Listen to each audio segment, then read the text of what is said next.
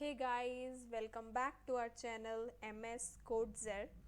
तो लास्ट के 2 लेक्चर्स में जो कि ऑब्जेक्ट से रिलेटेड थे उसमें हमने बेसिक इंट्रोडक्शन देखी थी एंड उसके बाद हम लोगों ने लास्ट के लेक्चर में 2 मेन पॉइंट्स डिस्कस किए थे।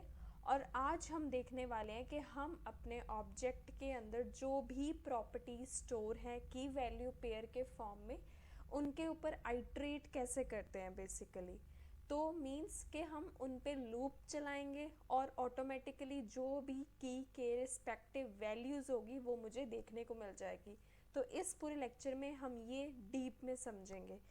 तो let's start by making an object. तो मेरा ऑब्जेक्ट होगा सेम एम्प्लॉय। तो बेसिकली मैं अपने इसमें रखने जा रही हूँ दैट इज़ फर्स्ट नेम, जिसमें मैं कुछ भी नाम रख दूँगी। Suppose I am giving it Ankush and I am making another key named as last name and I am storing Kumar as a Kumar as a surname here.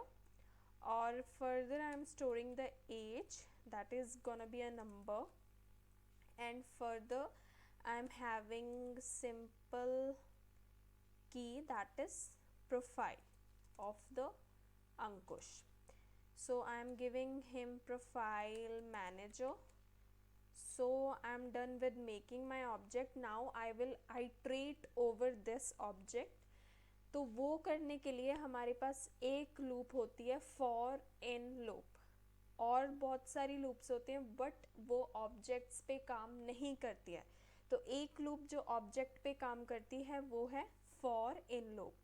तो basically उसका syntax क्या है, सिंपली आपको for keyword के बाद अपनी parenthesis को open करना है और सिंपली आपको, जैसे आप प्रीवियस और किसी प्रोग्रामिंग लैंग्वेज में आपने देखा होगा कि आपको एक इनिशियलाइज़र चाहिए होता है जो कि आइट्रेट करेगा आपके एंटायर ऑब्जेक्ट पे। सपोज मैं यहाँ रख लेती हूँ आई, जो मोस्टली सब लोगों ने आई को ही लेके किया है।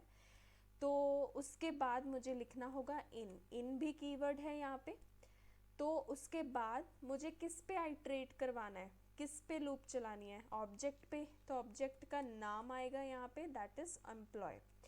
तो फर्दर मेरा कुछ काम नहीं रह गया, मुझे की वैल्यू के रिस्पेक्टिव मुझे की के रिस्पेक्टिव मुझे वैल्यू चाहिए और मुझे वो प्रिंट करवा देना है। तो सिंपली मैं कंसोल कर दूंगी। तो मैं कंसोल डॉट लॉग करूंगी। ऑलराइट, अब मुझे सबसे पहले मुझे की चाहिए प्रिंट करवाने के लिए। तो मुझे पता है कि ये जब मुझे कोई वेरिएबल एक्सेस करना होता है, वेरिएबल की वैल्यू चाहिए होती है, तब मैं बैकटिक्स का यूज़ करती हूँ, टेम्पलेट लिटरल का। और फर्दर अगर मुझे की चाहिए तो बेसिकली आपको वहाँ पे $साइन लिखना है, देन आपको करली ब्रेसेस ओपन करके जो भी आई, सो आई बेसिकली हर एक बार में चेंज होगा।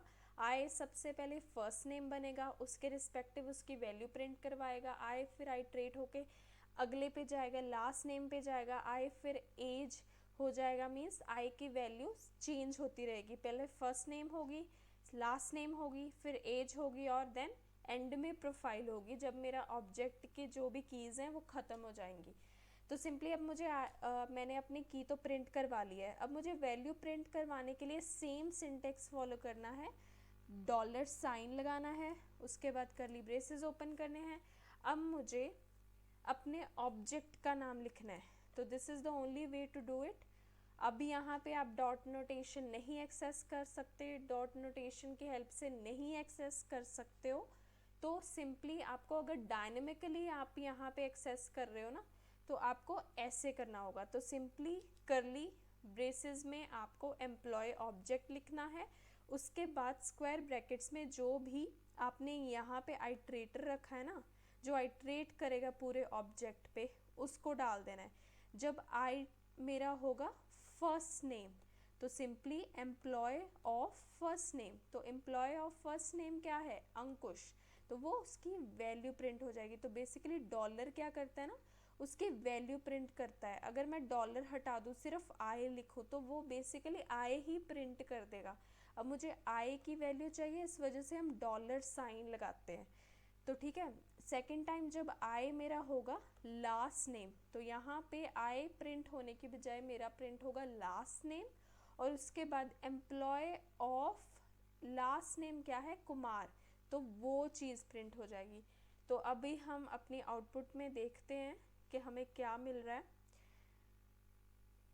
तो आप देख सकते हो कि मुझे अपना एंटायर ऑब्जेक्ट जो है वो कंसोल में दिख चुका है।